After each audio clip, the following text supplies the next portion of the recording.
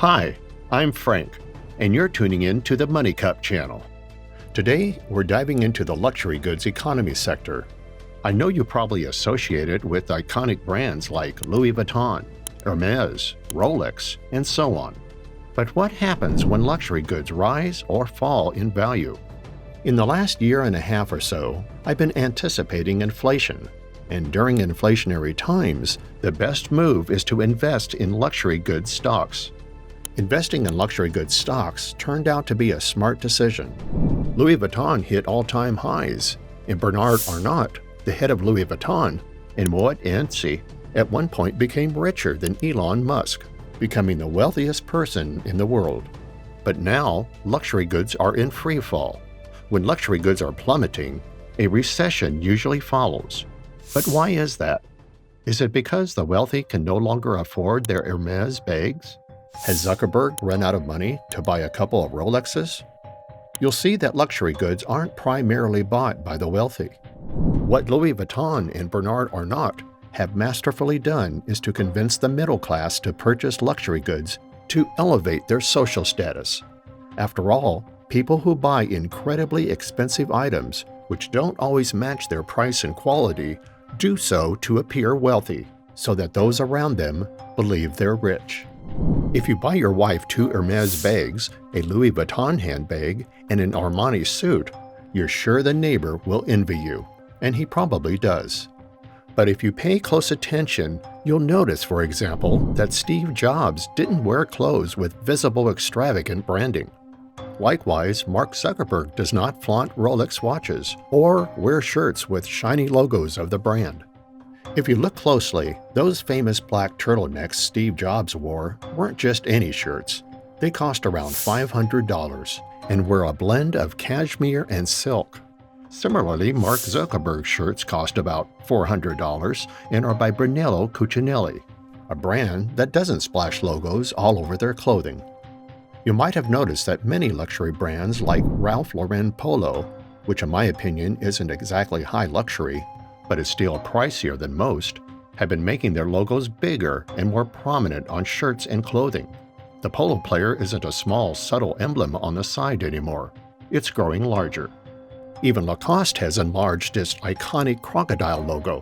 Why? So that everyone can see you bought a shirt, jacket, or bag from brand X or Y.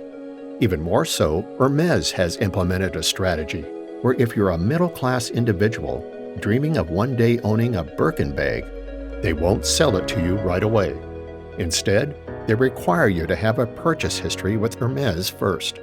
So, the social climber walks into Hermès, cash in hand, ready to buy a Birkin bag, but she won't get it. First, she has to buy a couple of scarves for $600 or $1,000, then maybe a wallet for $2,000. And only after 6 months of consistent purchases, she might get offered a Birkin. I want to share an experience. If you go to the Hermès store on Bofenstrasse in Zurich, you can put down in an American Express Platinum card, like I did with a friend who bet I couldn't get the bag, and they told me they would sell me the Birkin. I didn't even have to have a purchase history with Hermès.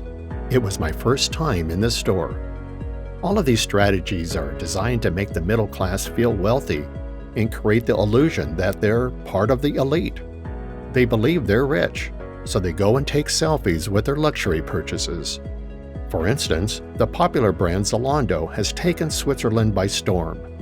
If you're Swiss, you can order 100 items of clothing, have them delivered, and then decide what to keep and pay for it after trying everything on. Whatever you don't want, you send back, and they refund the difference to your credit card. The benefit is that they only charge your card for what you keep after you've returned the rest. And there are many so-called socialites in Switzerland who order these clothes just to take selfies and post them on YouTube, Instagram, TikTok, or wherever. If the middle class is buying luxury goods, it's a sign the economy is growing and luxury sales rise. But when the middle class stops buying and sales at Hermès and Louis Vuitton decline, it's not because Zuckerberg isn't buying Rolexes anymore. Let's be real, Rolexes aren't particularly special watches. But if every wealthy Arab wants a gold Rolex, and every billionaire in a black suit shows up wearing one, everyone else wants to get one too. You might recall Roger Federer once endorsed Rolex. I can tell you that in his daily life, Roger Federer wears a Jacques Drouot, a brand you've probably never heard of. He also owns a Franck Muller, another brand you might not know, or a Breguet, watches that cost more than 2 Mercedes cars. There's a saying that the height of snobbery is to own a watch more expensive than your car. You can't do that with a Rolex, but you can with a Breguet. You can find a Breguet that costs more than a Ferrari. Moreover, the pinnacle of snobbery these days is owning a bottle of wine that costs more than your car. I must admit that's happened to me. I've never bought a Rolex, nor have I ever purchased a car more expensive than a Mercedes C-Class, because I'm just not into them. But I have had some very expensive bottles of wine. The idea of old money versus new money comes into play here. Old money refers to those who don't need to flaunt what they wear, the car they drive, and so on. These are people from 5 or 6 generations of wealth who've inherited fortunes and don't need to show off. Just like Steve Jobs, Zuckerberg, or Gates. They don't need to flash their wealth.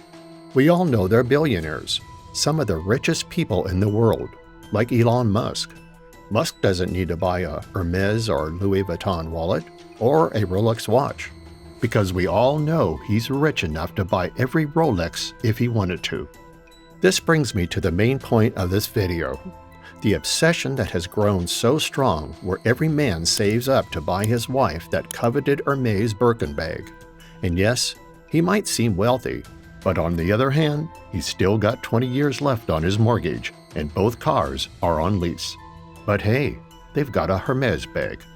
The key takeaway here is that the middle class drives the economy up and down. Now that the middle class has stopped buying luxury goods, if you look at the stock market, Louis Vuitton, Moët Hennessy, Hermès, and Ferrari have all seen significant drops. This might be the strongest sign of an impending recession that I've been anticipating for the past 2 years, but hasn't materialized yet. However, I don't think we're heading for a recession. Instead, we might be looking at stagflation. I agree with Jamie Dimon. A sticky inflation rate of 3% to 3.5% and zero economic growth. Neither recession nor growth. A GDP hovering between minus 0.1% and 0.1% for 2 to 3 years, which is the worst scenario for the global economy. And of course, the middle class will suffer. Prices will rise, wages won't, and the middle class will cut back on luxury spending. But remember, when the middle class starts splurging on luxury goods again, we'll see another economic boom and a stock market surge. The stock market tends to dip just before the economy declines and recovers slightly after the economy starts to improve.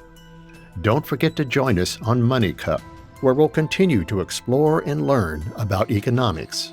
Share, like, and subscribe. See you soon.